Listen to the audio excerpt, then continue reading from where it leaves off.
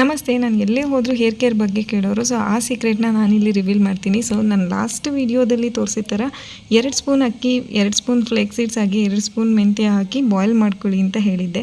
ಈ ವಿಡಿಯೋ ಬೇಕಿದ್ದರೆ ನನ್ನ ಶಾರ್ಟ್ಸಲ್ಲಿ ಇದೆ, ನೀವು ಚೆಕ್ ಮಾಡ್ಬೋದು. ಸೊ ಇದೇ ವಿಡಿಯೋ ಕಂಟಿನ್ಯೂಟಿ ನಾನಿಲ್ಲಿ ಮಾಡ್ತಾಯಿದ್ದೀನಿ. ಇದ್ರ ವಾಟರ್ ಮಾತ್ರ ಯೂಸ್ ಮಾಡಿದ್ವಿ, ಆದರೆ ಎತ್ತಿಟ್ಟಿರುವಂಥ ರೈಸ್ ಇರ್ಬೋದು, ಫ್ಲ್ಯಾಕ್ಸ್ ಸೀಡ್ಸ್ ಎಲ್ಲ ವೇಸ್ಟ್ ಆಗುತ್ತೆ ಅಂದ್ಕೋಬೇಡಿ. ಅದನ್ನು ಗ್ರೈಂಡ್ ಮಾಡಿಕೊಂಡು ಅದಕ್ಕೆ ಕ್ಯಾಸ್ಟರ್ ಆಯಿಲ್, ಆಲಿವ್ ಆಯಿಲ್ ಹಾಕಿ ಮಿಕ್ಸ್ ಮಾಡಿಕೊಂಡು ನೀವು ಈ ಪ್ಯಾಕನ್ನು ತಲೆಗೆ ಹಚ್ಕೋಬೋದು. ರಾತ್ರಿ ಹಚ್ಕೊಂಡು ನೀವು ಬೆಳಗ್ಗೆ ನಾರ್ಮಲಾಗಿ ಫ್ರೆಶ್ ಅಪ್ ಆಗ್ಬೋದು.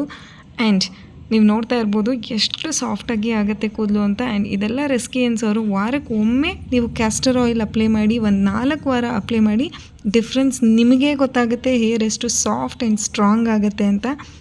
ನಾನು ವಾರಕ್ಕೆ ಒಂದ್ಸಲ ಕೊಬ್ಬರಿ ಎಣ್ಣೆ ಹಾಗೆ ವಾರಕ್ಕೆ ಒಂದ್ಸಲ ಹರಳೆಣ್ಣೆನ ಅಪ್ಲೈ ಮಾಡೇ ಮಾಡ್ತೀನಿ. ಸೊ ನೀವು ಹೀಗೆ ಮಾಡಿ ಹೇರ್ಸ್ ತುಂಬ ಸಾಫ್ಟ್ ಆಗುತ್ತೆ. ಆಮೇಲೆ ನೀವೇ